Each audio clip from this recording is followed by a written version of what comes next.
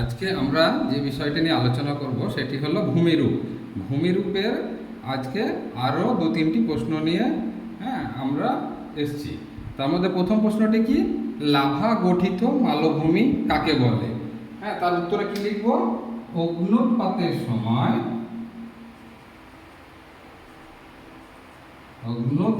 সময়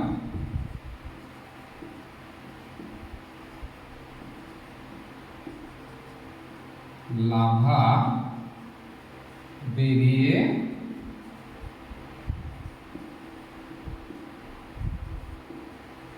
অনেক দূর পর্যন্ত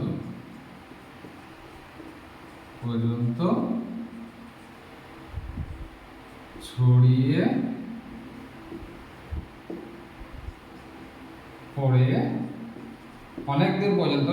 পড়ে মালভূমির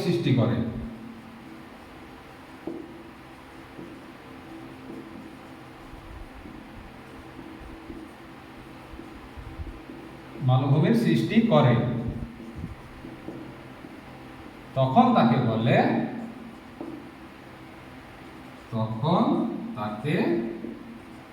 বলে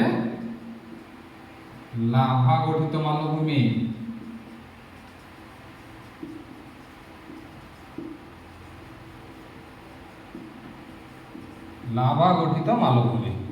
এর একটা উদাহরণ আমরা দিয়ে দিই, যেমন দাক্ষিণাত্যের মালভূমি।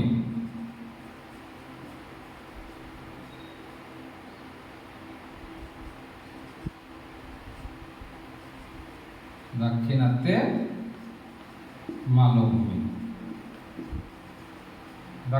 মালভূমি। এর পরবর্তী যে প্রশ্নটা যেটা লিখবো সেটা হচ্ছে ব্যবিচ্ছিন্ন মালভূমি কাকে বলে?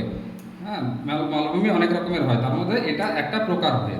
তাহলে ব্যবিচ্ছিন্ন মালভূমি কি না, তো নদী উপত্যকা দ্বারা বিচ্ছিন্ন, নদী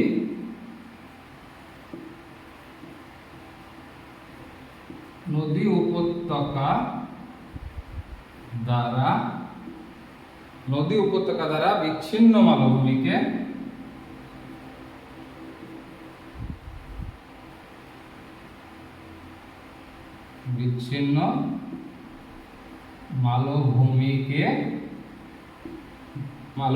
ব্যবিচ্ছিন্ন মালভূমি বলে।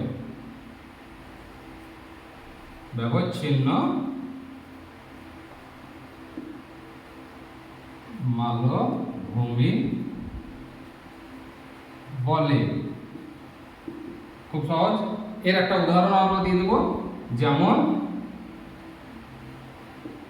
ছোটনাগপুরের মালভূমি।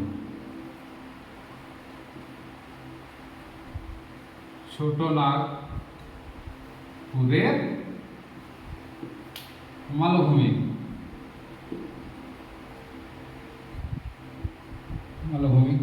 এছাড়াও আর একটা প্রশ্ন আছে, খুব ইম্পর্টেন্ট, পৃথিবীর সর্বোচ্চ মালভূমি নাম কি? সেটা আর একটা প্রশ্ন, পৃথিবীর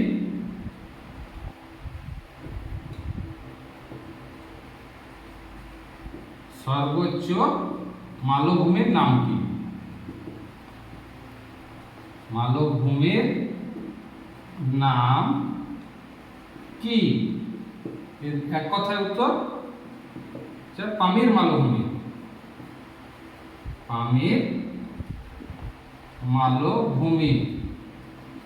এটা হচ্ছে পৃথিবীর সর্বোচ্চ মালভূমি।